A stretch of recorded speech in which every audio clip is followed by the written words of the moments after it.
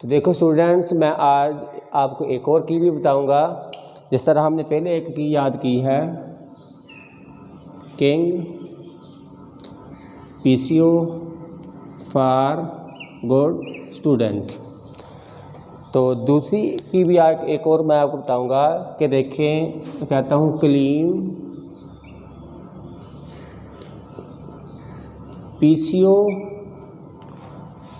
पर गया, तो वहाँ जाके उसने फ़ोन किया या अपने फ्रेंड को कॉल की, और वहाँ जाके उसने क्या की, गपशप।